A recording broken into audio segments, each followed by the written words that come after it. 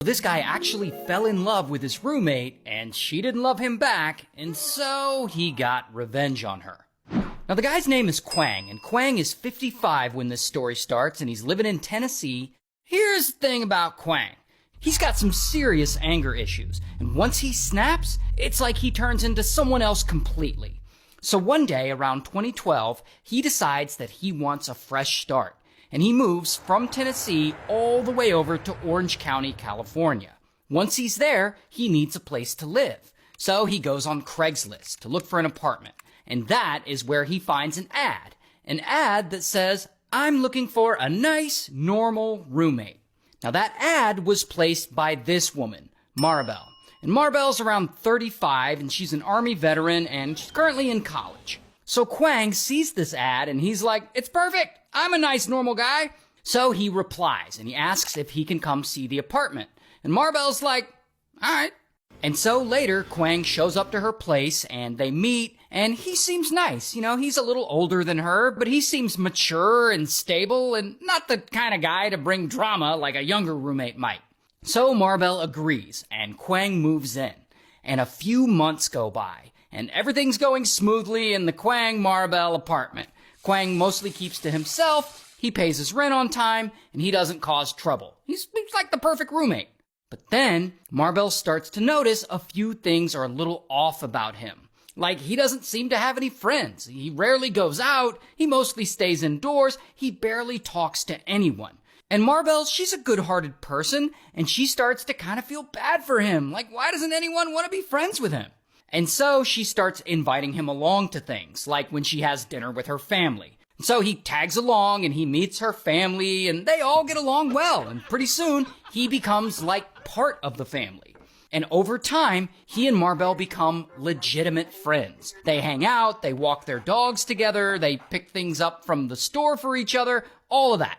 But then, we're in 2013 at this point, then something happens to Quang. He starts to catch feelings for her. He starts looking at her differently, like she's kind of fine. And soon, he starts thinking he wants to marry her, even though they've never once been romantic. So instead of keeping his feelings to himself, he just straight up tells her, "I want to marry you."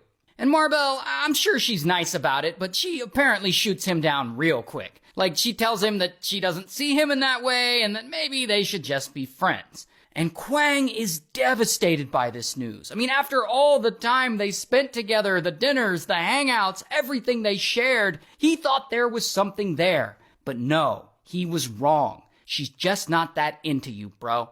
But Quang, he's not ready to give up. He starts doing whatever it takes to make her fall in love with him. Like, he goes and he gets a big tattoo on his arm because he remembers she said that he'd look good with a tattoo. Here's an actual picture of it. You can kind of see it's a Bengal tiger. He also changes other things about himself, like he starts dressing younger, he starts going out more. He even spends $10,000 to get plastic surgery on his face to make himself look younger. I guess he's trying to match her age. But even after all that, Maribel still doesn't see him in a romantic way. She just wants to be friends. Now, I'm not entirely sure if he does this because he's mad at her or why he does this, but one day, Quang just stops paying rent. Like, he completely stops. So Maribel starts covering his half because, she's not trying to get kicked out, but eventually she confronts him about it. And Quang, he doesn't like this, and so they get into a huge argument. And she tells him that they're no longer friends, and also that by the end of the month, he needs to move out. And that is when shit gets really crazy, because Quang finally just snaps. Like, how dare she try to evict him from the apartment? He can't let that slide. And so he starts yelling at her and threatening her, and Maribel, she doesn't like where this is headed. So she calls 911, and she tells them that she's afraid of her roommate and that she wants him gone for good. And soon the police show up, and they mediate, and they talk to the both of them, and Maribel is nice. So she tells them that she doesn't want to press charges, she just wants Quang gone. And I guess Quang agrees to leave. So days pass, and now we're in a new month.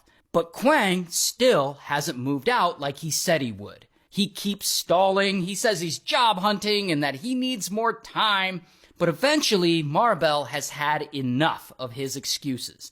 One night, she confronts him and she tells him that he needs to be gone by tomorrow.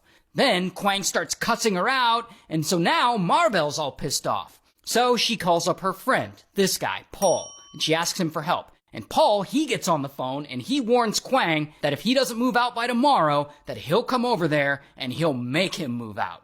And I don't know if Kwang agrees or where that conversation with Paul leaves off, but what I do know is that deep down, he's really pissed off. And he's decided that he's gonna get revenge on Maribel. And so that night, he waits until she's asleep. And he sneaks into her room, and while she's laying there, sleeping, suddenly, boom, he grabs her, and he starts strangling her.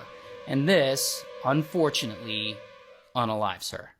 Then he takes her and he buries her in a local canyon.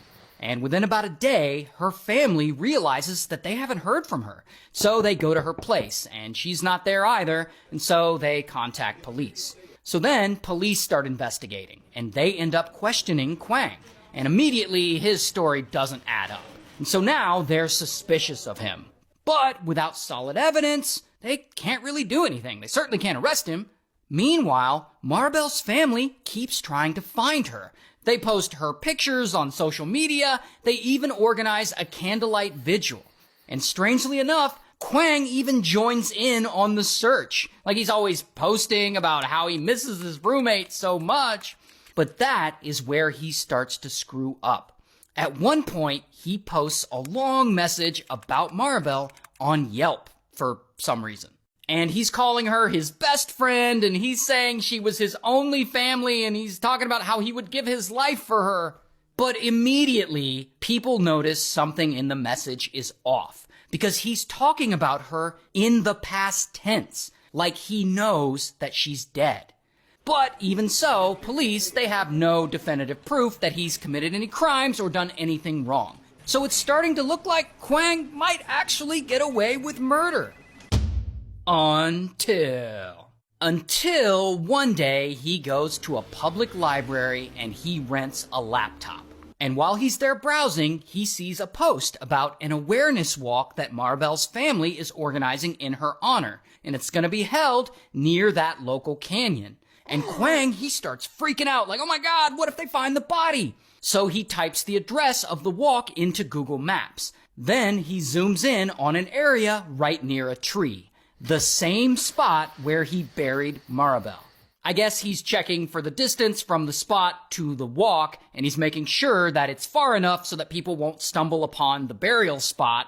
So when he sees it, he's relieved. Then he deletes his search history and he moves on. But what Kwang doesn't know is that the police have long been suspicious of him, and they've been monitoring everything he's been doing on this public library computer. And they can see that he has zoomed in on an area in Google Maps.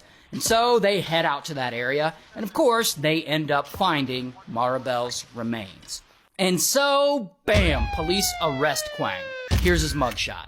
And eventually, he's found guilty of murder, and he's sentenced to 15 years to life in prison.